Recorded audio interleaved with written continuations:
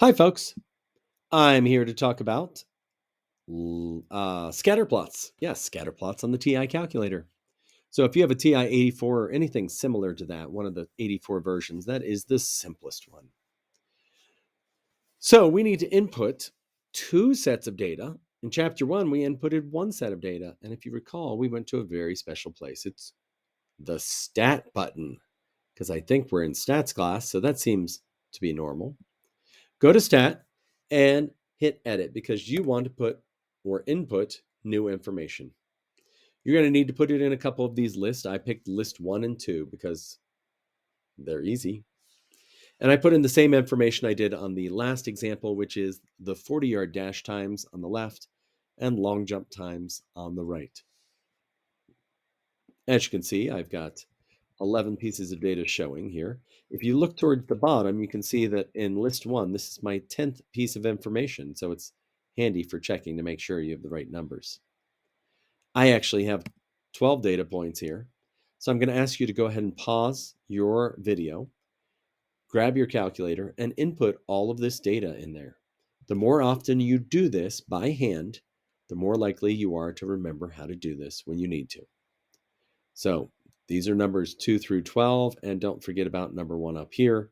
Go back and pause the video where you need to get all your information down. Now, typically when I graph things, I go to y equals, but we're graphing statistics here. So maybe I should go just above y equals to the little place called stat plot. Hit the second button and go up. And if you've ever used these before, if you forget to turn these off, it probably won't let you graph things later on. So make sure you turn off your stat plots when you're done. But I'll go in, I'll pick any of them out. I picked plot 1. It's really irrelevant which plot you choose, but that's just the one I picked. Go to the on and hit enter. Go down to the type of function. This is a scatter plot here. That's the one I'm going to use. If it's not there already, hover over it and press enter. Notice there is a histogram, a box plot with outliers, and a regular box plot. And then you get to choose where your X values come from, which list. If you need to change the list, go ahead and type that in. You'll notice just above the number 1 on your keyboard is list 1. So you can hit the second key and any of the numbers 1 through 6 to get a different list. But I happen to like list 1 for my X values and list 2 for my Y values. By the way, these marks are just your own preference. I like donuts because they're tasty. And I also like that with these marks, you can see when a line of best fit goes right through the middle, it covers up the hole. So it's time to graph. So let's go ahead and graph this. So normally if we go to graph something, we might look at zoom standard, but you'll notice there is nothing to see here. That's because our jump values are between 65 and 184. That's not on our graph here at all. A better move would be to go up to zoom and go to number 9, which is zoom stat. You can scroll down or you can just press the number 9. It will always give you the X and Y values that you can use to see all your points.